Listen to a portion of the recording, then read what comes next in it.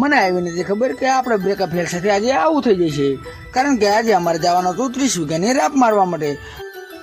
તો હું પણ આવી જાઉં આપણા બ્રેકઅપ ફેલને લઈને રાપ મારવા માટે. પછી આવીને મેં રાપ મારવાનું ચાલુ કરી દીધું. અચાનક મને એવો વિચાર આવ્યો કે આપણે થોડા સ્ટન્ટ કરવાની પ્રેક્ટિસ કરવી જોઈએ. એટલે રાપ અડધી મૂકીને હું વાગી ગયો સ્ટન્ટ કરવા માટે.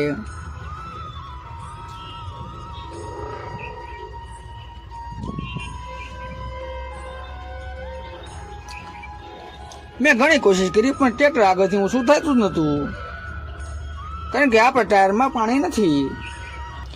પણ થોડી વારમાં મેં સ્ટન્ટ કરતાં કરતાં ટ્રેક્ટરમાં કંઈક આગળ અવાજ આવ્યો.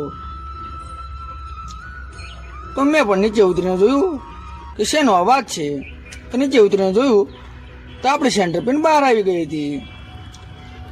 એ જોઈને મને પણ ઘણું દુઃખ થયું, કારણ કે આપણા સ્વરાજને કંઈ પણ થાય તો મને પસંદ નથી. આ જોઈને હું પણ ઘણો ઉદાસ થઈ ગયો. પછી કંઈ વિચાર્યા વગર હું ટ્રેક્ટર લઈને નીકળી ગયો ઘર તરફ, કારણ કે મને એટલો વિશ્વાસ હતો કે આપણું ટ્રેક્ટર આરામથી ઘરે પહોંચી જાય. ટ્રેક્ટર લઈને હું આવી ગયો ઘરે અને એને મારી દીધો મેં જેક મારીને મેં એક્સેલને સરખી કરી.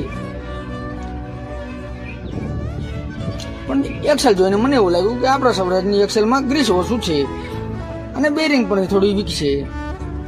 એટલા માટે મેં ગ્રીસ કરવાનું નક્કી કર્યું. એટલે મેં પણ જલ્દીથી ગ્રીસ પંપ બહાર કાઢી લીધો. ગ્રીસ પંપમાં જેલી ગ્રીસ ભરીને હું થઈ ગયો તૈયાર. આપણે ભાઈ બે નોઝલ છે, પણ આપણે ડાયરેક્ટ ગ્રીસ કરીશું, કારણ કે આપણે સેન્ટર પિનમાં ગ્રીસ ને પણ નથી. એટલે માટે આપણે આનો ઉપયોગ કરીશું. ગ્રીસ પંપ તૈયાર કરીને કાનભા લાગી જાય ગ્રીસ ફોડવા માટે, કારણ કે એ કામમાં એમની માસ્ટરી છે.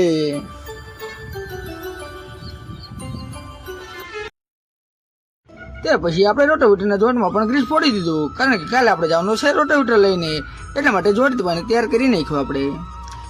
તેના પછી આઈસરને સાઈડમાં કરી દીધું, કારણ કે કાલે આઈસર અને આપણું 744 દોનો પ્લાવમાં ટેસ્ટિંગ કરવાનું છે.